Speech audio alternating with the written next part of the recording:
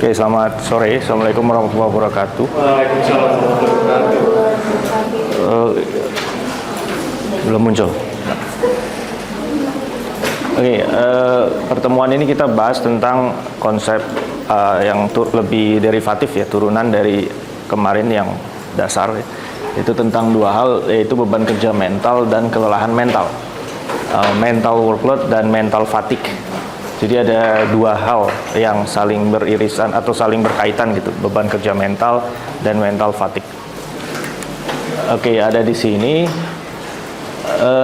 Minggu depan kita ketemu sekali lagi, UTS-nya nanti online aja lah ya. Jadi minggu terakhir setelah sebelum Lebaran itu, ya kalian bisa pulang kampung lah dari kampung halaman masing-masing aja untuk UTS-nya, sorry.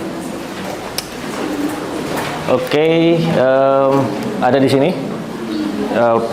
peta ya. Jadi dia ada di bagian bawah. Jadi setelah dia kerja ada tasking, ada task yang harus dia selesaikan.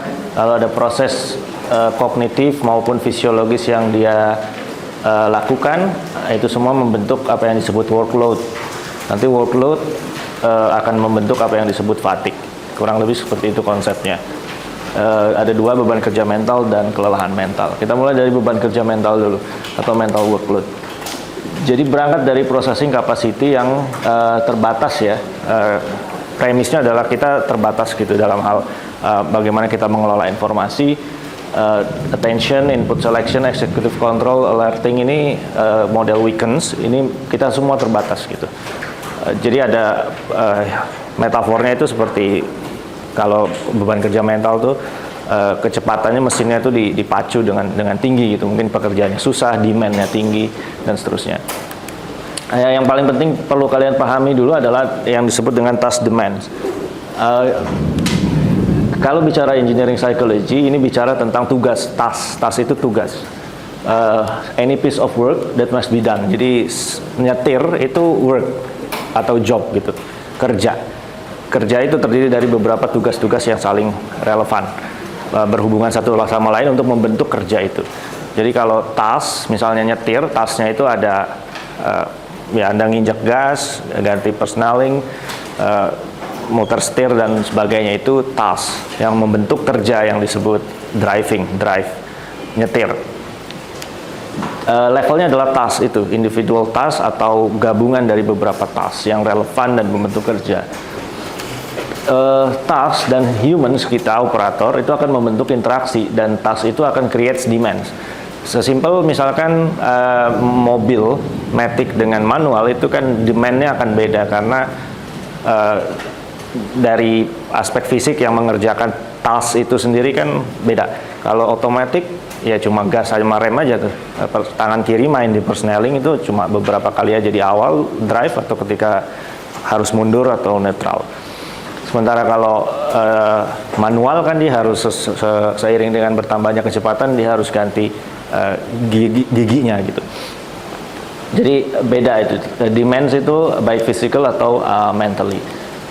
Jadi kalau konsep kerekayasaannya yang diubah dulu itu adalah tugasnya yang direkayasa, bukan humans-nya. Jadi kalau bisa merekayasa tugasnya sehingga lebih mudah, lebih intuitif, itu lebih baik daripada kita merubah humans-nya lewat training dan sebagainya. Ini paham itu tentang task demands. Demands ini tuntutan atau beban. Jadi beban itu adalah demands. Demands yang kita lakukan, yang kita coba selesaikan dari tugas-tugas itu akan merubah tiga hal. Pertama, task performance atau kinerja dari pelaksanaan tugas itu atau kerja itu. Lalu akan merubah subjective experience kita juga, dan ada perubahan physiological indicator. Ini task performance ini adalah sejauh mana task itu kita bisa selesaikan dengan baik. Gampangnya adalah skornya misalnya, atau baik skor langsung ataupun error dalam pengerjaan tugas itu. Misalkan kayak ini ya, misalkan di paper ini kalau kalian baca dia simulator. Primary task-nya ini adalah tugas utamanya dia adalah ya nyetir mobil, dia lurus di lane ini ya, di jalanan ini,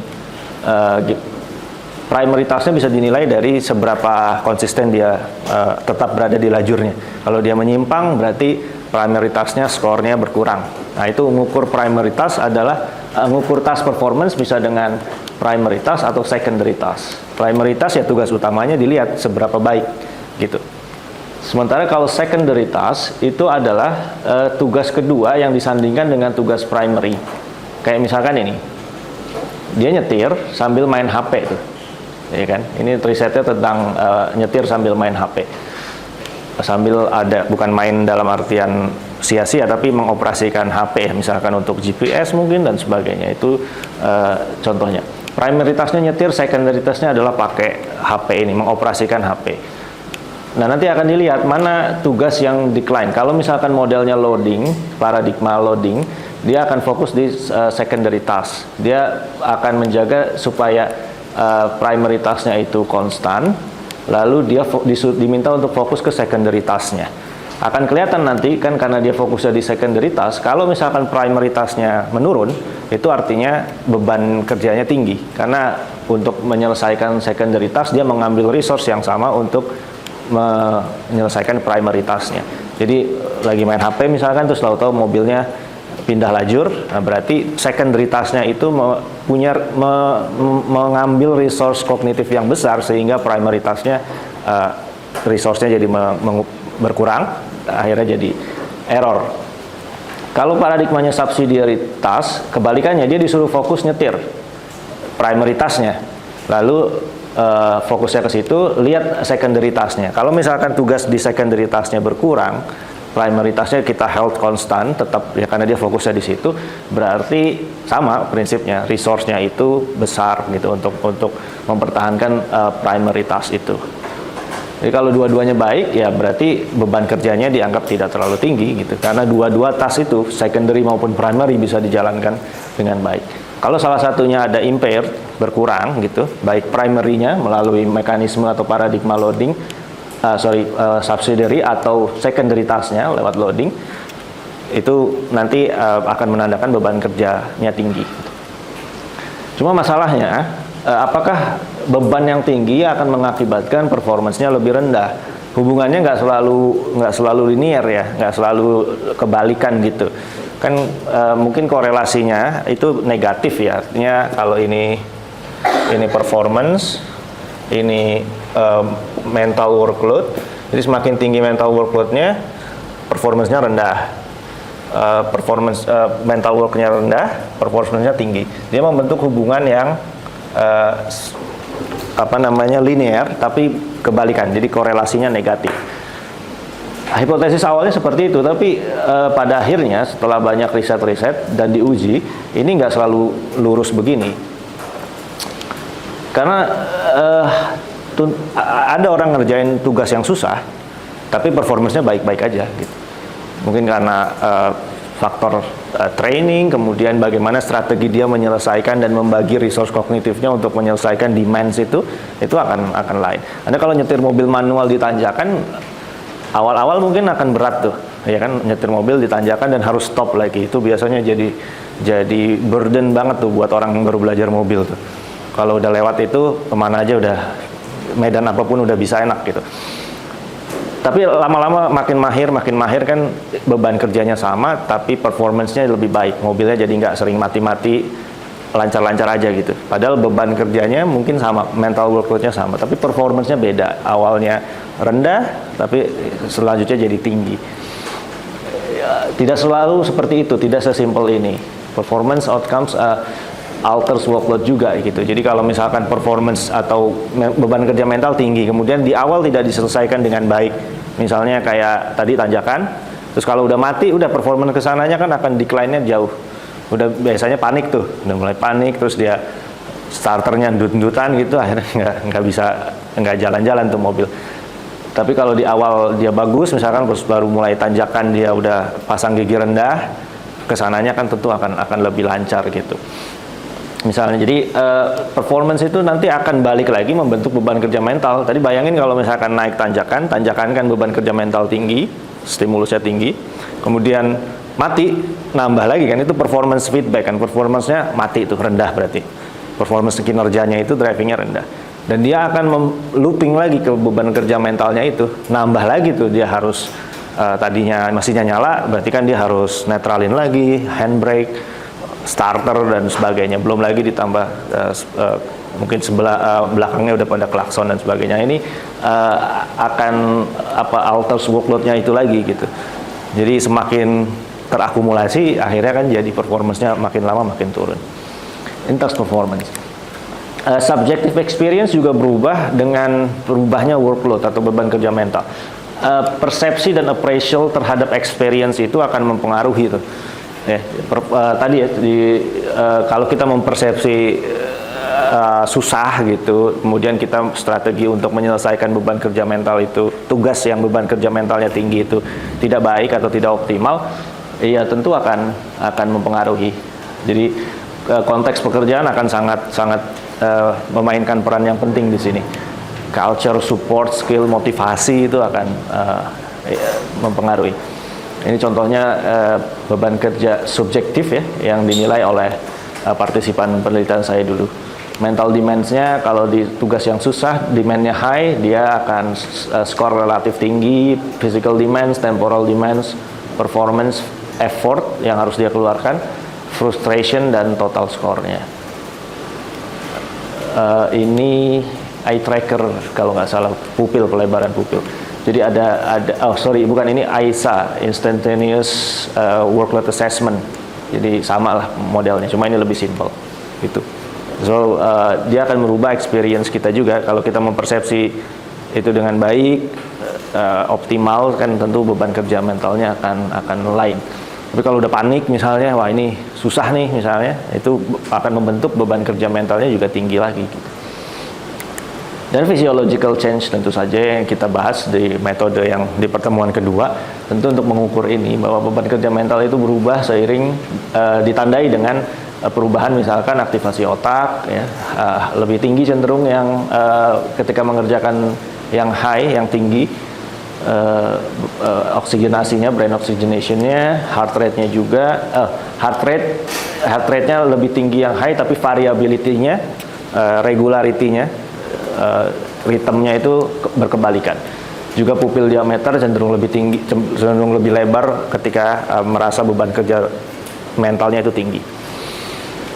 Ini fMRI, saya ambil dari paper ini. Bagian merah ini ketika tugasnya lebih susah, cenderung akan lebih banyak aktif tuh. Bagian otaknya akan merespon task yang demand-nya lebih tinggi. Teori dasarnya ini ada dua sebetulnya. Yang pertama LRT dan MRT ya, bukan moda transport di Jakarta, tapi LRT di sini adalah limited resource theory, nanti MRT adalah multiple resource theory. Ini awal dari Kahneman. Jadi stimuli akan mempengaruhi resource capacity untuk memproses stimuli itu. Kemudian strategi bagaimana kita mengalokasikan attentional resource tadi itu ke setiap tugas-tugas yang ada, lalu cognitive processing. Ini cenderung lebih jadul, lebih lama teorinya. Demand level, attentional resource. Kuncinya adalah di seberapa tinggi demand-nya, kemudian seberapa banyak attentional resource-nya, dan alokasinya seperti apa, policy-nya. Lalu kurang lebih seperti ini. Ini resource allocated, ini performance, lalu ini resource demanded by primary task. Jadi 3 dimensi. Bahwa beban kerja mental itu diteorikan sebagai satu spare capacity gitu. Jadi kalau kapasitasnya semakin besar itu menandakan bahwa beban kerja mentalnya rendah. Kapasitas yang tersisa spare. Kita secara teoritis kalau di yang sebelah kiri ya, label graf sebelah kiri, kita punya batas nih, kita punya maksimal tangki attentional resource. Kayak tandon air aja, ada yang 1000 liter, ada yang 500 liter. Kita diteorikan kita punya segini gitu. Lalu kita punya resource yang untuk mengerjakan primary task itu dia perlu resource sekian banyak misalnya. Lalu kita mengalokasikan resource di nilai segini. Maka nanti pertemuan ketiga ini akan membentuk spare capacity-nya berapa. Jadi semakin ke sini nih, spare capacity-nya kan makin rendah dan mulai terjadi penurunan performance. Jadi di titik ini misalkan ketika rendah mulai terjadi penurunan performance. Sampai ketika batasnya udah menyentuh maksimal, batas maksimal ya kan. udah nggak ada lagi spare capacity-nya nih kan, udah habis oleh resource yang diallocated, akhirnya lama-lama turun performance-nya. Itu teori yang mendasarinya. Tapi kemudian ini dikoreksi bahwa sebetulnya nggak sesimpel itu. Pertama, resource yang available itu kita nggak terbatas, bukan nggak terbatas, tidak fix. Ada yang disebut malleable cognitive atau attentional resource. Jadi bisa berubah-ubah tuh, tergantung dari macam-macam personality, mood. Misalkan ada kalau ngantuk banget kayak bulan puasa ini, mungkin attentional resource-nya itu akan cenderung berkurang, tangkinya jadi menyusut gitu, kapasitasnya jadi lebih rendah. Ini ya, kadang naik, kadang turun. Kemudian performance itu juga kadang turunnya nggak linear begini, tahu-tahu langsung zep gitu, bisa langsung drastis turunnya. Dan juga ini variasi tuh, nggak selamanya seperti ini karena due to expertise. Orang yang udah jago mengerjakan atau menyelesaikan demands yang sama, itu akan beda kan. Baru pertama kali nyetir sama udah puluhan tahun nyetir akan beda tuh ketika menghadapi tanjakan, sehingga resource yang dibutuhkan untuk menyelesaikan tantangan tadi di tanjakan itu akan beda. Yang udah jago mah kan santai aja gitu, lepas kopling dan sebagainya jago, tapi yang baru sehari 2 hari nyetir kan tentu tegang, terus attentionalnya itu akan sangat gitu ya, sangat ketat gitu untuk dia fokus ke primary task-nya. Sementara kalau multiple resource theory atau MRT ini yang lebih baru, yang memang didesain secara spesifik untuk menjelaskan mental workload, ini modelnya seperti ini. Jadi ada 4 stage gitu ya, atau 4 ruang pemrosesan. Pertama kaitannya dengan stage, persepsi, kognisi, dan responding. Kodifikasi informasi, dia ini apakah spasial dan verbal, modalitasnya apakah visual auditory, dan pemrosesan visual di dalam sini apakah ambient atau vokal. Kurang lebih gini, persepsi dan kognisi itu ada di satu ruang sendiri nih, di ruang kotak ini, sementara responding ada di sini. Jadi ada perilaku yang dia adalah persepsi, yang dia banyak memanfaatkan ruang persepsi dan kognisi, kayak mengingat, menghafal gitu ya. Sementara responding itu lebih ke perilaku yang respon gitu, yang manual ya.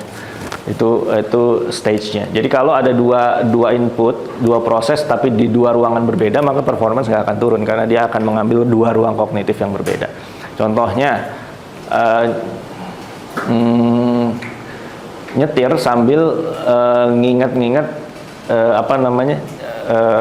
jalan atau rute. Rute itu kan ada di wilayah persepsi cognition, sementara nyetir respons manual itu kan respon, ada gerakan gitu ya, ada perilaku yang jelas, itu ada di ruangan yang sini, relatif tidak terlalu mengganggu. Tapi kalau nyetir sambil nelpon, handheld ya, bukan hands free, itu kan dia memakan sumber daya responding dua-duanya, ada gerakan, ada behavior fisik gitu yang kelihatan. Nyetirnya begini misalnya, nelponnya begini, jadi dia mengambil 2 task, 2 work yang mengambil ruang yang sama, sehingga dia berkompetisi untuk mengambil ruang kognitif yang sama di sini, sehingga akan decline performance-nya. Begitu juga ketika informasi itu dikodifikasi secara beda, yang satu spasial biasanya untuk hal-hal yang sifatnya visual, dan verbal. Verbal itu ini ya, kata ya, baik itu mendengar biasanya verbal, itu auditory. Modalitasnya apa, visual atau auditory. Ada juga yang terbaru risetnya tentang taktil. Gampangnya ini contohnya gini, kalau Anda nyetir atau nyetir motor deh sambil dengerin radio, itu kan relatif atau dengerin musik di mobilnya, itu kan relatif tidak terganggu tuh nyetir Anda, karena dua-duanya mengambil ruang yang berbeda satu sama lain. Yang satu dikodifikasi sebagai verbal karena kata suara itu verbal, yang satu spasial, nyetir kan ngelihat.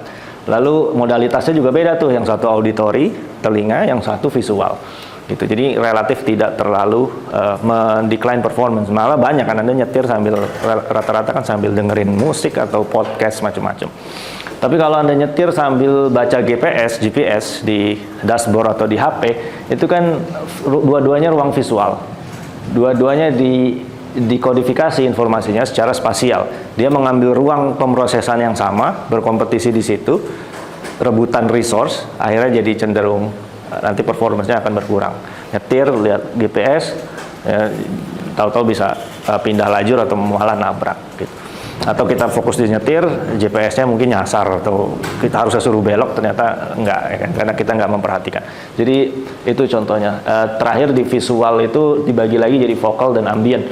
Vokal itu penglihatan yang memerlukan fokus, vokal. Ambient itu penglihatan peripheral.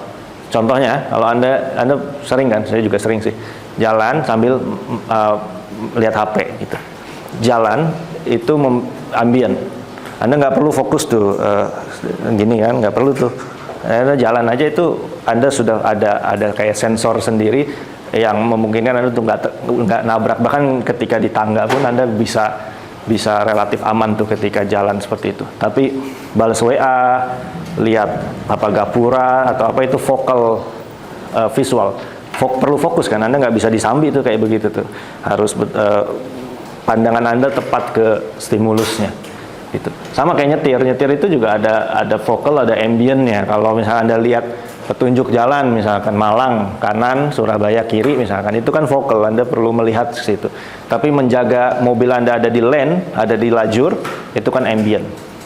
Nah, Anda nggak perlu perhatiin ini kanan kiri kan, nggak perlu. Anda cukup biasanya kalau udah bisa nyetir, Anda cukup ambil satu patokan di kanan, asal itu udah aman, kirinya relatif akan dapat tuh, kayak gitu. Nah, dia sekompleks itu, dia membentuk ruangan-ruangan seperti itu, sehingga ini menjadi dasar juga untuk tentang kemarin ya, beberapa waktu lalu multitasking atau task switching. Mungkin karena ruangan pemrosesan informasinya tuh beda-beda. Jadi multitasking itu dalam istilah orang awam, multitasking itu dimungkinkan kalau kita mengacu ke teori yang ini. Dan riset-risetnya juga lebih kuat ini. Jadi banyak evidence-nya ya, dan Anda rasakan sendiri kan sambil jalan, sambil baca HP kan baik-baik aja gitu. Ini contohnya vocal ambient. Lalu ketika mengukur mental workload ada kerangka kerja yang bisa dijadikan acuan. Masalahnya gini, mental workload itu nggak ada definisi yang disepakati oleh ahli sampai sekarang.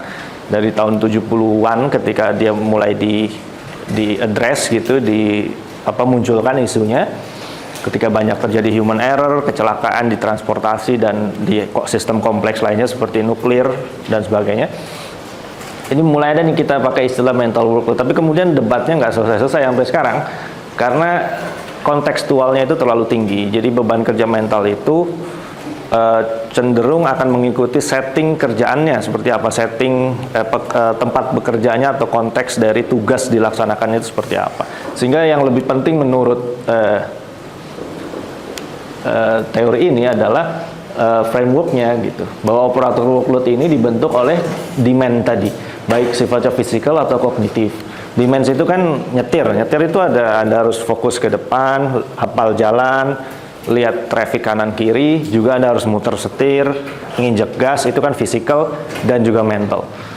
Lalu ada faktor-faktor eksternal seperti personality juga mungkin berpengaruh, terus ada faktor kayak mood, emosi gitu kan. Anda kalau kesiangan sahur terus berangkat ke kampus kan bawaannya udah emosian misalkan, ya itu akan mempengaruhi juga tuh pembentukan workload. Kemudian performance tadi, workload akan menghasilkan performance, tapi performance yang feedbacknya juga akan berpengaruh kepada workload itu sendiri. Nyetir di tanjakan, ada workloadnya. Lalu ternyata mesinnya mati. Mesin mati kan berarti dia akan nambah workload lagi, akan nambah demand tambahan lagi. Tadi harusnya nggak perlu handbrake, nggak perlu nyalain kunci lagi, starter, nggak perlu rubah persneling ke netral. Ada tambahan, ya kan, tambahan ini akan membentuk workload dan itu akan performance lagi. Jadi dia looping gitu, begitu modelnya. Kalau performance susah gitu, workloadnya tinggi tapi performance-nya baik dari awal, ya selanjutnya akan mudah kan gitu. Pekerjaan yang mungkin kita udah tahu cara mengerjakannya walaupun itu susah, kemudian bisa dikerjakan dengan gampang gitu. Tadi ada pengaruh expertise, training juga, ya kan, macam-macam, experience. Lalu mengukur mental workload itu ada 4 cara, ada 4 teknik. Yang pertama analitik, empirical, subjektif, dan psychophysiological.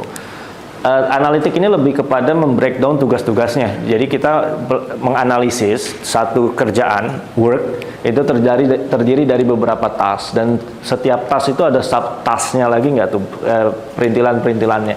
Ini yang pernah saya lakukan ketika wawancara pilot, apa yang dia lakukan ketika landing. Ketika landing dia mulai dari approach checklist, kemudian ada kontak ATC dan seterusnya sampai ini touchdown kalau nggak salah udah mau deket runway. Kemudian dari setiap bagian ini ada lagi yang dia harus lakukan. Dari sini akan kelihatan tuh nanti beban kerja mental paling tinggi kemungkinan ada di either ininya banyak, subtasknya banyak yang harus dilakukan atau kualitasnya.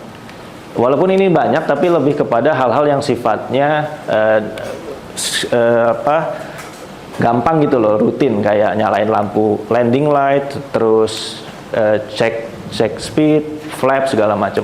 Tapi di sini agak berat, walaupun sedikit, tapi dia lebih berat karena harus kan kalau pesawat udah mau landing tuh dia akan nyesuaiin sama angin, terus sama kapan dia harus flaring tuh pesawatnya agak nukik dikit biar pas touchdown tuh agak smooth gitu. Nah itu lebih berat justru di akhir-akhir sini karena di awal sampai titik ini kalau nggak salah mereka masih pakai autopilot, baru di 100 feet atau berapa gitu menjelang touchdown nyentuh dia harus matiin autopilotnya dan terbang manual. Nah ini kan lebih berat. Jadi dia menganalisis tuh tugasnya ngapain. Begitu juga kerjaan kantoran tuh bisa harus dianalisis pagi ngapain, balas email, terus cek email masuk, atau kalau dia sales atau di bagian order dia terima order masuk bagaimana dan seterusnya. Ini di breakdown sampai seperti ini. Sementara kalau empirical task tadi itu yang dilihat aja performance tasknya kayak apa, kinerja tasknya kayak apa. Kalau banyak errornya nih orang nyetirnya kok pindah lajur terus itu. Jangan-jangan dia melakukan kerjaan lain di luar primary task yang memakan resource kognitifnya sehingga jadi decline. Itu primary task. Secondary task tadi ya, loading fokus kepada secondary task dan subsidiary fokus pada loading ini secondary task, subsidiary ini primary task. Jadi ada dua tugas, tapi mana yang difokuskan dan nanti mana yang dilihat yang jeleknya. Kalau loading ini dia akan fokus ke secondary task sambil dia mempertahankan primary task-nya.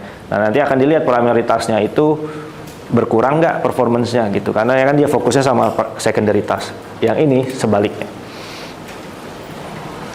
Prinsipnya adalah kita mau lihat dia mengambil resource yang sama nggak, competing dari same resource atau enggak. Itu konsep beban kerja mental. Kalau subjektif itu ini psikologi banget karena yang skala-skala seperti ini yang paling terkenal kalau untuk beban kerja mental adalah NASA Task Load Index atau TLX yang dikembangkan NASA tahun 88. Ada contohnya juga SWOT, Subjective Workload Assessment Technique. Intinya dia kan modelnya kayak Likert begini. Skala Likert Anda belajar kan di penyusunan skala atau psikometri. Intinya menanyakan hal-hal berkaitan dengan dimensi, ini multidimensional semua, dimensi-dimensi dari beban kerja mental. Seperti mental demand itu seberapa berat sih Anda menggunakan kognitif Anda kayak mikir, ngitung, memprediksi, nginget-nginget. Nah, itu mental demand. Physical demand itu fisik, sejauh mana menggunakan aspek fisik dari pekerjaan itu. Apakah ada angkat-angkat atau kalau nyetir itu seberapa berat setirnya dan sebagainya. Temporal demand, seberapa buru-buru Anda ketika mengerjakan itu. Jadi ini adalah demand kaitannya dengan waktu untuk menyelesaikan kerjaan itu, task itu. Kalau kayaknya time pressure-nya tinggi, temporal demand-nya akan tinggi. Performance ini subjektif, kita performnya bagus atau enggak tuh. Dan ini yang unfavorable sendiri. Jadi skalanya ini dibalik. Jadi kalau yang lainnya ini temporal demand high, mental demand high, kalau dia isinya tinggi itu menandakan performance-nya akan rendah karena dia masih memakai model seperti ini di mana performance berkebalikan dengan mental workload. Effort, usaha yang dia keluarkan untuk menyelesaikan kerjaan itu seperti apa, apakah low atau high. Terakhir adalah level frustration, level dia susah banget nih gitu, mungkin give up, nyerah dan sebagainya, seperti apa gitu. Kalau semakin tinggi berarti beban kerja mentalnya semakin tinggi juga. Sama seperti ini, mental demand, physical, temporal, effort, frustration. Ini SWOT ya. Psychophysiological ini seperti yang saya kenalkan waktu di BEPTOTS ya, yang di pertemuan kedua. EEG, heart rate, fMRI, fNIRS, dan eye tracker. Jadi sama lah, itu ingin menangkap perubahan fisiologis, karena tadi beban kerja mental merubah beberapa indikator fisiologis. Misalkan eye tracker, beban kerja mental cenderung membuat pupil orang itu lebih melebar karena dia mungkin akan fokus ke tugasnya, terutama task yang sifatnya visual. Kayak misalkan surveillance gitu, ATC, atau kalau Anda di depan komputer itu akan cenderung mempengaruhi perubahan pupil, bisa dideteksi lewat eye tracker. NIRS atau fMRI, perubahan oksigenasi otak, ya, bahwa beban kerja tinggi, kognitif terutama, sel-sel otak perlu energi, oksigen disuplai lebih banyak, oksigen dibawa lewat hemoglobin itu yang dideteksi oleh dua ini. Cuma beda cara aja, yang ini pakai magnet, resonans, yang ini pakai inframerah dekat kemarin ya, seperti yang saya jelaskan. Heart rate variability, orang yang beban kerjanya tinggi, heart rate-nya cenderung tinggi, detak jantungnya, tapi variabilitasnya semakin akan sempit. Jadi akan cenderung kayak regularity-nya itu akan lebih rendah. EEG, gelombang-gelombang itu tadi ya, alfa, beta dan sebagainya, itu sama-sama ditangkap oleh berbagai macam sensor ini. Future challenge-nya adalah bagaimana beban kerja mental ini bisa diaplikasikan ke real life environment. Misalkan ini ya, di penerbangan pakai EEG, bisa nggak itu secara live atau real time dia bikin kayak begini tuh. Jadi pakai algoritma machine learning, deep learning sekarang ya, seperti CNN ini, convolutional neural network, dia akan membaca berbagai macam data, kemudian disimpulkan, oh Anda beban kerja mentalnya tinggi, stresnya tinggi dan sebagainya. Ini sama lah kalau Anda yang pakai smartwatch, kan dia akan baca banyak hal tuh, ada heart rate dasarnya, kemudian variability. Kalau di jam saya ini ada kayak stress level, nggak tahu dia ngitung dari mana, tapi ada stress levelnya. Terus ada sleep juga, tidur. Kalau kita pakai ini selama tidur, nanti dia akan baca pola tidur kita kayak apa. Seperti itu, tapi kalau ini kan consumer grade aja ya, jadi nggak ada efek apa-apa juga gitu. Tapi bayangkan di sistem yang lebih kompleks seperti ini. Saya pernah studi kualitatif juga, menanyakan beberapa pilot, setuju nggak sih kalau pakai teknologi kayak begini di kokpit. Kalau pilot sipil cenderung nggak setuju dia, karena pakai beginian tuh nggak enak gitu. Ya kan, kan dia kalau pilot sipil kan cuma headset aja deh, nggak pakai macam-macam. Tapi kalau pilot militer cenderung setuju, karena emang dia pesawat tempur kan pakai helm, jadi sama aja gitu. Udah sensornya ditaruh di helm aja, helm buat mereka itu kan sama masker itu. Kalau pesawat tempur kan gitu ya, jadi dia cenderung lebih setuju. Secara kenyamanan, kalau secara konsep ya setuju semua, ini bagus gitu, karena kadang kita nggak mau mengakui kalau beban kerja mental kita tinggi. Nah itu tadi, aspek experience itu berpengaruh, aspek subjektif itu. Mungkin beban kerjanya tinggi, tapi dia nggak mau tuh mengakui kalau dia lagi high workload, karena dia harus menyelesaikan tasknya dengan baik, ada urgensi itu. Misalkan beberapa wawancara saya dengan pilot militer, dia bilang gitu, kita tuh harus mission oriented mas. Apapun yang terjadi kita harus berhasil misinya gitu. Kalau kita harus suruh ngebom sebelah situ, ya, mau kita stres kayak apa, harus ngebom, harus jatuhin bom di situ, dropping bom gitu, atau macam-macam gitu. Jadi misinya harus selesai, sehingga dia mengabaikan aspek-aspek tadi, demand yang tinggi dan sebagainya. Sementara kalau pilot sipil tentu dia akan lebih fleksibel untuk itu. Nah ini hal-hal seperti ini menarik tuh untuk dikaji, acceptance, penerimaan para expert ini terhadap teknologi yang relatif baru. Ini masih baru, belum banyak diterapkan di Indonesia ya, atau bahkan di industri secara umumnya gitu. Kalau di penerbangan ini akan menjadi dasar untuk single pilot operation gitu. Kalau misalkan dia bisa mendeteksi beban kerja mental tinggi, kemudian nanti komputernya akan dirancang sedemikian rupa supaya membantu dia ketika beban kerja mentalnya lagi tinggi, maka pilot kedua atau co-pilot ini udah nggak perlu single pilot operation. Sekarang kan dual pilot operation, standarnya kan 2 pilot. Nanti akan jadi single pilot. Terus saya tanya juga tuh, ada penelitian saya juga, bagian dari riset yang ini sebetulnya, ke penumpang. Kalau single pilot, nerima nggak, acceptance-nya dia seperti apa? Persepsi dia terhadap risiko ketika dia terbang bersama 1 pilot doang dibandingkan dengan 2 pilot gitu. rata-rata pada nggak setuju. Apalagi ya mungkin karena sudah terbiasa dengan 2 pilot dan saling membantu satu sama lain. Ketika satu pilot aja akan cenderung dipersepsi sebagai high risk gitu. Loh, kenapa ada perlunya? Apa perlunya untuk mengeliminir satu pilot ya? Kaitannya sama biaya lagi sih. Kalau bisa satu pilot aja kan berarti hemat ya. Gitu. Seperti cerita saya waktu itu yang awal pesawat itu awalnya kan 4 bahkan sampai 5 kan. Lalu dikurangin jadi 3, lalu jadi 2 akhirnya. Flight engineer-nya dibuang. Fungsi itu dimasukkan ke 2 pilot ini. Ketika beban kerja mental itu diekspos secara panjang waktunya, enduring, maka jadilah dia yang disebut kelelahan mental, mental fatigue. Jadi beban kerja tinggi, beban kerja mental diekspos secara lama gitu, ada fungsi waktu di situ, jadi kelelahan mental. Apakah beban kerja mental yang tinggi saja? Enggak juga. Kerjaan yang simple, yang kayaknya low demand gitu, beban kerja mentalnya rendah, tapi Anda ulangi itu terus-terusan gitu, 12 jam misalkan nggak berhenti, nah itu akan jadi fatigue juga lama-lama. Jadi ada fatigue itu bicara 2 ya, pertama physical fatigue dan mental fatigue gitu. Jadi kehilangan kapabilitas otot kalau ini physical fatigue gitu, kalau mental ini kombinasi sel-selnya itu udah nggak berfungsi dengan baik, sehingga terutama sel kognitif ya otak maksudnya, sehingga fungsi kognitifnya itu sudah nggak bisa berfungsi dengan baik gitu.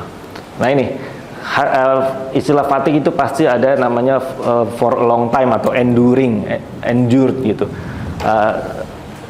Ada fungsi waktu di situ. Ada contohnya nih video hitting the wall. Ini kalau Anda familiar atau sebagian Anda yang suka lari ya, maraton misalnya. Maraton itu kan 42,195 km. Itu lari jarak jauh ya, enduring run. Itu ada istilah hit the wall ya, hitting the wall. Jadi udah nggak bisa lari lagi, bukan karena males, bahkan udah nggak bisa berdiri gitu. Ini ada contohnya ya. Marathoner hits the wall contohnya. Ini fatigue.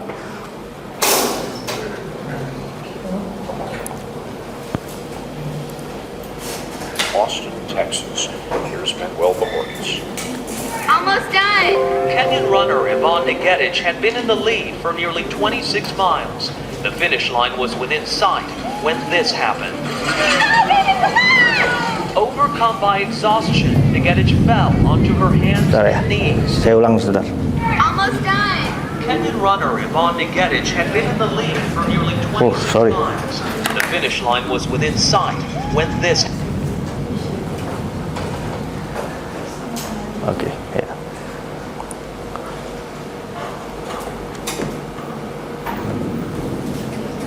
Ya. 26 miles. The finish line was within sight when this happened. Overcome by exhaustion, Ngetich fell onto her hands and knees.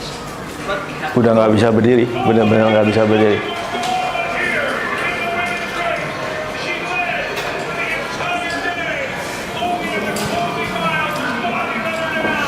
race director John Conley was watching. I've seen athletes fall and fall. I've seen athletes fall across the finish line. But that story of her going 26 miles and crawling the last 450 feet or so, never seen anything like it. When the medical team rushed to help and offered a wheelchair, she refused. She's taking no for an answer. Keep on going. Ngetich had still managed to come in third. Conley greeted her after the race.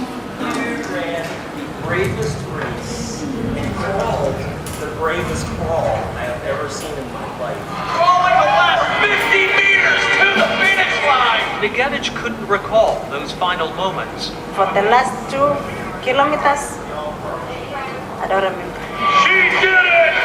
She made it! Running always, you have to keep going. Conley bumped up her cash prize. He says it was the least he could do. I've never heard our Yeah. crowds that loud cheering. Itu menggambarkan tentang fatigue ya. Jadi efeknya betul-betul kalau secara fisik dia udah nggak punya kapabilitas untuk ototnya itu udah nggak ada lagi, udah habis gitu. Udah nggak ada kekuatan untuk menopang badannya dia atau melakukan kerja yang sedang dia lakukan dalam hal contoh tadi lari maraton. Ya itu contohnya, kalau mungkin sebagian Anda ada yang suka lari-lari gitu, nah itu kan akan kerasa tuh kalau long run ya, lari panjang. Mental fatigue itu juga kaitannya itu lelah gitu, udah nggak bisa ngapa-ngapain, nggak bisa mikir gitu. Faktornya macam-macam, seperti contohnya depletion, tadi itu ya, failure to allocate resource, jadi udah nggak bisa lagi mikir gampangnya gitu ya, dia affect performance, kemudian dipengaruhi oleh tugasnya itu selama apa. Motivasi mempengaruhi, kalau dia udah tidak termotivasi untuk menyelesaikan kerjaannya, ya sudah dia akan fatigue gitu. Tapi motivasi bisa, nanti ada papernya atau risetnya setelah ini, motivasi bisa memoderatori ini, mempengaruhi fatigue. Jadi kalau kita punya motivasi lebih tinggi, itu fatigue akan cenderung rendah dan performance akan lebih baik lagi. Tidur juga mempengaruhi. Fatigue itu akan sangat dipengaruhi oleh tidur. Mungkin yang bulan puasa kayak gini, kalau Anda udah begadang terus tidur sebentar, nggak lama bangun sahur, terus kuliah pagi misalkan, tidurnya kan polanya berantakan, itu biasanya akan gampang fatigue gitu. Neural mechanism-nya itu, dia kalau orang fatigue akan menghasilkan slow wave kalau didetek di EEG di bagian depan dan belakang, frontal dan occipital. Kemudian reduce in cerebral blood flow juga ke otak gitu. Jadi aliran darah itu akan cenderung berkurang ke otak. Karena mungkin si sel-sel otaknya itu, neuronnya udah nggak minta oksigen lagi, udah nggak bekerja. Kan kalau dia masih bekerja kan dia berarti perlu energi. Ayo sini kirim saya oksigen yang banyak gitu dari paru-paru kan. Ditransport oleh jantung lewat darah dan hemoglobin. Tapi kalau udah fatigue dia udah nggak minta itu lagi, sehingga udah blood flow-nya ke otak itu udah nggak banyak lagi. Nah, ini contoh peran motivasi. Jadi kalau yang tinggi-tinggi ini ada blok ketika dia menjalani task yang dikasih motivasi, dikasih reward, ada token ekonomi. Kamu kalau berhasil di sini akan ada token ekonomi. Dibandingkan dengan blok atau sequence yang dia nggak dikasih token ekonomi. Jadi dia tidak terbentuk motivasi di sini. Hasilnya lumayan ini ya, response time-nya jadi lebih cepat. Ini semakin rendah semakin bagus ya maksudnya. Sementara effort scale-nya juga akan lebih tinggi. Jadi orang yang termotivasi dia akan kasih effort lebih tinggi sehingga akurasi, ini performance-nya lebih baik nih dibandingkan yang di blok ketika dia nggak dikasih reward, sehingga nggak ada motivasi gitu. Jadi dari paper ini nanti Anda bisa baca sendiri, motivasi itu akan berpengaruh. Dan memang iya, kalau pengalaman saya sendiri itu kalau nyoba lari misalkan long run, itu urusannya udah main ini sih, motivasi ya, mental gitu, kita kuat nggak gitu. Maraton pertama saya itu 6,5 jam terlalu lama itu, sebetulnya itu lama banget. Kalau yang atlet-atlet tadi itu 2 jam, rekor dunianya 2 jam 2 menit. Kemarin baru dipecahkan oleh ya biasalah pelari dari Kenya, Tanzania itu rajanya tuh lari jarak jauh. Atlet itu 2 jam 2 menit. Maraton tuh dari sini 42 kilo tuh dari sini ke Kepanjen, balik lagi sini. Nah, jadi bolak-balik aja ke Kepanjen. Kepanjen kan sekitar 20-an kilo, balik aja ke sini 2 kali. Nah, itu 6,5 jam itu kayaknya udah lewat kilometer 30, udah urusannya ini aja, niat gitu. Ini mau diterusin apa enggak nih? Setiap kali ketemu ambulan, waktu itu di Manchester kan, Manchester Marathon itu maraton pertama saya cobain setelah latihan mungkin 6 bulanan gitulah, penasaran. Setiap ketemu ambulan pengennya nyerah aja, karena kalau nyerah di bawah ambulan balik ke garis finish gitu. Cuma ya udahlah, jalan aja gitu, jalan lari, akhirnya selesai 6,5 jam, 6 menit 29 detik, 6 jam 29 detik, 29 menit sekian detik gitu, hampir 6,5 jam. Itu panitianya udah beres-beres tuh, udah panggungnya udah dibongkar gitu. Tinggal yang ngasih medali sama baju aja tuh. Cut off-nya 9 jam memang. Jadi saya udah rapi-rapi, bersih-bersih ke stasiun, balik ke kota saya. Itu masih ada yang lari tuh. Wah, itu udah kena 7 jam, 7,5 jam belum selesai juga. Ada. Jadi maraton itu kalau ada seneng kayak begitu-begitu tuh untuk menantang diri Anda seru juga gitu. Kadang nggak masuk akal soalnya itu kan bayar ya, udah bayar terus Anda menyiksa diri gitu untuk sesuatu hal yang nggak masuk akal gitu. Kadang saya juga nggak, kenapa saya bisa senang kayak begini-beginian gitu, tapi ya udahlah. Tapi kadang ini untuk ini juga untuk ngetes motivasi gitu. Saya lari kalau dari seminggu sekali sebelum puasa ya, puasa ini libur dulu. Rumah saya kan di Sawah Jajar tuh, dekat tol sana, Sawah Jajar. Sampai sini seminggu sekali kadang lari itu Sabtu, terpulangnya ya naik Gojek gitu. Dari sana ke sini tuh sekitar 13-14 kilo gitu. Anda bisa non-stop itu kan enak tuh. Cuma ya pelan aja, nggak usah. Ya. Kan kemarin itu tentang attention itu yang apa itu? Sopir lagi apa? Masinis. Iya, iya. Itu kan dikasih sekundaritas juga kan, dia attentionnya tetap ini kan, tapi bukannya malah tadi kayak adanya sekundaritas itu malah bikin beban mentalnya. Tapi oke ya, bagus masalahnya. Tapi sekundaritasnya si masinis itu kan nggak enduring, nggak lama gitu. Dibandingkan kalau Anda lagi nyetir, itu kan juga perlu fungsi waktunya ada panjang. Sedang ngotak-ngatik HP itu kan juga ada waktu yang panjang. Sementara kalau masinis itu misalkan yang dia alert gitu, yang dia harus mencet itu kan juga nggak lama. Atau kalau yang dia deadman pedal itu yang nginjek, itu kan juga relatif tidak apa ya, tidak berat gitu. Artinya secondary maupun primary task-nya itu tidak cukup mengambil resource yang banyak rupanya, iya kan? Task demand-nya juga sama-sama rendah. Kayak dia harus nginjak itu selama 120 detik, 90-30 berarti dia harus nginjak selama 90 detik. Itu kan demand-nya nggak tinggi. Ketika primary task-nya juga nggak tinggi. Masinis itu kan asal udah masuk ke power-nya berapa, udah dia kan tinggal jalan aja gitu. Jadi dia tidak competing, tidak mengambil resource yang sama gitu. Itu motivasi. Sleep deprivation, tidur ya, melanjutkan yang kemarin. Jadi kita ada sensor di sini nih, namanya suprachiasmatic nucleus, SCN disingkatnya ini. Jadi di bagian hipotalamus ada bagian kecil yang dia jadi sensor wakefulness. Jadi kalau kita terlalu lama gitu wakefulness, bangun, itu dia akan kasih sensor yang bikin kita jadi ready untuk sleep, ngantuk lah. Ngantuk itu kan hasrat yang muncul kan, karena nggak bisa tiba-tiba jadi ngantuk gitu. Misalkan Anda setelah 12 jam wakefulness, 16 jam, 18 jam, ada momen di mana Anda mulai ngantuk gitu. Nah, itu terjadi karena di sini, sleep deprivation. Dan itu akan mempengaruhi sustained attention, working memory, behavior. Saya ngerasain banget ini bulan Ramadan tahun lalu. Anda tahu hibah PKKM yang sebagian dari Anda kayaknya ada yang itu kita dapatkan dengan sleep deprivation tuh. Jadi waktu kita verification VK, verifikasi kelayakan, itu kan kita ke Jakarta, saya dan Bu Ika Widyar ini berangkat. Jadi hari pertama kita VK, kita klarifikasi di depan penguji, ini kegiatannya apa, biayanya berapa, segala macam, sampai sore tuh jam 6. Buka puasa, itu revisi harus selesai besok paginya. Jadi kita nggak tidur ngerjain. Saya satu kamar sama Prof. Sukir dari MIPA kalau nggak salah. Iya, Prof. Sukir dari MIPA. Kita ngerjain bagian kita masing-masing, kan MIPA juga dapat gitu. Ngerjain sampai besok paginya selesai. Masih harus nunggu lagi kan. Kita klarifikasi revisinya itu jam 11 siang. Jam 11 siang itu berarti udah nggak tidur dari jam berapa tuh ya?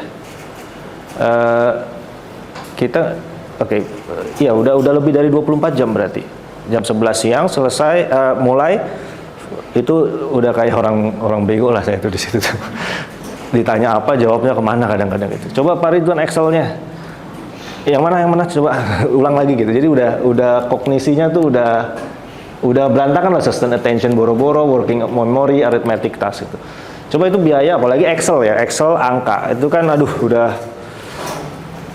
Kan kita verifikasi pakai kayak gini, terus kita ubah langsung di tempat. Ini nggak segini standar biayanya, dikurangin coba.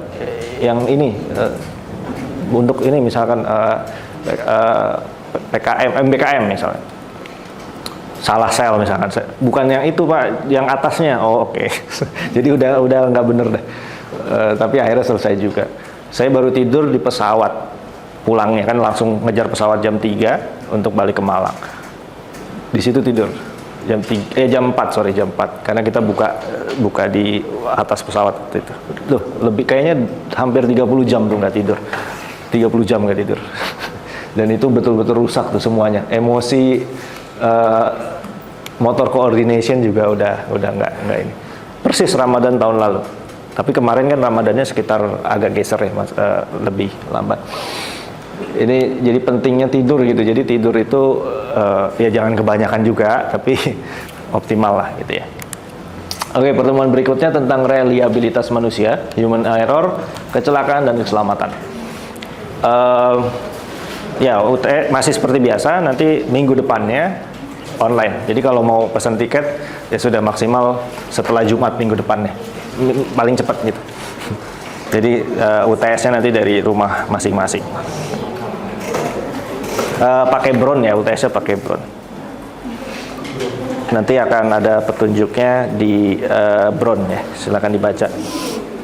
Oke, ya silakan. Tadi kan pas dibaca ada macam-macam ya, mulai itu cara mengukur, cara tahu berapa segmen ini, kemudian cara berpikir bagaimana? Mengukur apa? Sorry. Test demand, oke. Test demand biasanya test demand itu lewat yang analitik tadi. Analitik, jadi tasnya di breakdown apa aja gitu kan, tugas-tugasnya. Itu nanti kelihatan dari analisisnya seperti apa. Tapi kemudian bisa juga diukur tadi lewat aspek-aspek fisiologis kalau sekarang sih yang paling banyak gitu. Jadi dia mencoba mengukur itu. Tapi paling awal itu adalah breakdown, analisis gitu. Masinis misalkan tadi ngapain aja dia kerjanya, mindain power, terus harus injek deadman pedal, lihat sinyal, koordinasi sama asisten masinis atau konduktor, macam-macam gitu. Itu kriterianya dikatakan saja loh. Dikatakan apa? Nah ini jadi ya pertanyaan bagus ya. Jadi nggak ada cut off-nya, nggak ada cut off. Misalkan tinggi itu kalau di atas 50 misalkan. Nah itu lagi-lagi akan beda sesuai dengan konteks kerjaan masing-masing plus orangnya. Buat expert sama buat orang yang baru mengerjakan kerjaan itu kan akan beda tuh, ya kan? Dikatakan demand-nya tinggi seperti apa? Itu akan beda. Ya, ini masih termasuk satu hal yang belum disepakati atau masih perdebatan juga. Red line, istilahnya red line ya.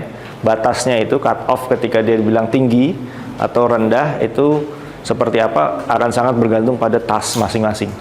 Masinis, pilot, kerjaan nyetir mobil, masak, bahkan ergonomics in kitchen itu kan ada tuh. Masak itu demand-nya tinggi di semana gitu. Dan yang bikin ini lebih kompleks adalah karena tergantung orangnya.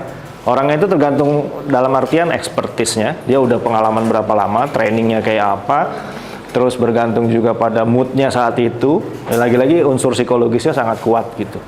Sehingga akan menghasilkan red line, cut off yang beda gitu. Dia expert, tapi pagi itu dia lagi ribut sama istrinya gitu, moodnya jadi berantakan. Mungkin demand yang sama itu akan dipersepsi tinggi dibandingkan ketika dia moodnya lagi bagus tuh. Padahal expertise-nya sama gitu. Nah, itu akan kompleks gitu. Ya, ada lagi yang lain? Ya, silakan. Mau tanya, kalau misalnya berulang kali latihan itu kan bisa jadi ototnya itu membentuk muscle memory. Nah, gimana? Terus kayak cut off si muscle memory itu kapan gitu ya? Misalnya latihan apa? Kayak dancer gitu kan. Dengar lagunya dikit aja dia tuh udah ingat banget sama gerakannya itu. Nah terus bisa nggak ya kalau misalnya gerakan itu tiba-tiba udah hilang aja dari dia gitu? Iya gitu. Oke. Kapan bisa? Secara spesifik mungkin saya nggak tahu ya kalau konteksnya itu, tapi pada dasarnya ketika memori itu sudah masuk long term, jadi memori itu tersimpan kan tetap di otak ya, walaupun istilahnya muscle memory, tapi itu bukan tersimpan di muscle-nya, tapi tersimpannya tetap di otak. Dia membentuk pola-pola tertentu, ketersambungan neuron di bagian tertentu yang itu diasosiasikan oleh gerakan tertentu. Makanya dancer misalnya dia bisa expert, bisa kelihatan dance-nya bagus gitu, lancar ya karena dia gerakan itu diasosiasikan dengan sambungan neuron tertentu di otak. Yang itu ketika dia aktif, dia akan terasosiasi lagi dengan gerakan itu. Jadi itu yang mekanisme muscle memory gitu. Semakin banyak sambungan itu dan semakin kuat sinapsnya itu. Kalau secara fisik itu sel neuron itu kan ada tangan-tangannya itu, ada apa sih namanya tuh selubungnya itu makin tebal. Jadi ada semacam penebalan di situ dan itu yang bikin itu yang disebut expertise. Kapan itu terjadi? Ada teori yang mengatakan 10.000 jam latihan, the power of 10,000 hours repetition. Jadi ada yang bilang gitu, 10.000 jam Anda melatih diri Anda pada task tertentu itu menjadikan Anda expert. Anda senang main piano, ya udah latihan aja sampai 10.000 jam. Kurang lebih dikonversi kalau serius ya, trainingnya itu rutin, itu kurang lebih 10 tahun. 10 tahun make sense kan? Anda yang dilesin piano dari kecil ya akan jago terus tuh. Kalau saya baru les piano udah bapak-bapak kayak saya gini nggak, yang ada cuma bisa udah gitu. Nggak akan itu, walaupun sebetulnya itu dikritik juga itu tentang power of 10.000 jam karena itu terlalu simplifikasi, tapi evidence-nya atau risetnya lumayan kuat menurut saya. Jadi sebagai parameter untuk simple, untuk menjelaskan kurang lebih segitulah. Yang nggak mutlak 10.000 ya pasti 9.000, 8.000 atau di atas itu macam-macam. Tapi itu jadi rata-ratanya kalau di penelitiannya saya lupa namanya. Tapi itu cukup terkenal kaitannya dengan performance. Jadi untuk membentuk cut off tadi itu yang tadinya high demand jadi low demand gitu. Beban yang sama nih, tapi responnya jadi beda tuh. Itu training atau repetition 10.000 jam salah satunya. Walaupun ada kemungkinan buat memorinya itu bakal hilang. Berapa? Memorinya itu bakal hilang. Kalau tidak dilatih ya akan hilang juga gitu. Karena mungkin aja tersimpan, tapi karena tidak di-retrieve kan, tidak diulang-ulang lagi, sehingga cara dia ngambil itu jadi susah gitu. Kalau hilang itu konsep hilang memori atau lupa kita mengerjakan sesuatu, nggak tahu caranya, itu kan informasi ada, tapi ngambilnya tuh jalannya terblok gitu atau nggak tahu. Itu karena mungkin kita jarang latihan dan seterusnya. Tapi ada sesuatu yang kayaknya kuat banget gitu, learning kuat banget sehingga nggak bisa di-learning, learning, dibatalkan pembelajarannya tuh. Kayak Anda naik sepeda deh. Saya juga udah lama nggak naik sepeda, tapi kalau dikasih sepeda sekarang ya tetap bisa gitu. Bukan berarti hilang kan, bukan berarti lupa. Ada task atau tugas yang modelnya kayak begitu, yang sama gitu. Saya udah lama nggak bawa mobil manual, tapi dikasih mobil manual saya yakin masih bisa aja. Paling koplingnya aja kan, itu manual kan masalah ngelepas kopling aja, sama gasnya tuh pas-pasan. Itu paling. Ya, ada lagi yang lain? Oke, minggu depan tentang human error ini cukup menarik ya, karena ini mulai outputnya. Karena yang kemarin itu, teori-teori itu biasanya jarang kepake di perusahaan. Perusahaan itu nanti akan lihat ujungnya. Human error-nya kayak apa, kecelakaan kayak apa, keselamatannya kayak apa. Jadi safety. Nah, kalau di perusahaan itu ada safety division, departemen safety. Itu psikologi biasanya direkrut juga tuh untuk di bagian safety. Dia nggak mau tahu deh teorinya, pokoknya gue mau perusahaan gue nggak ada kecelakaan. Zero hour accident. Jadi dalam 1 tahun dia hitung tuh zero hour accident-nya kayak apa. Itu biasanya. Nah itu nanti di bagian kecelakaan. Oke. Ya terima kasih. Selamat sore. Assalamualaikum warahmatullahi wabarakatuh.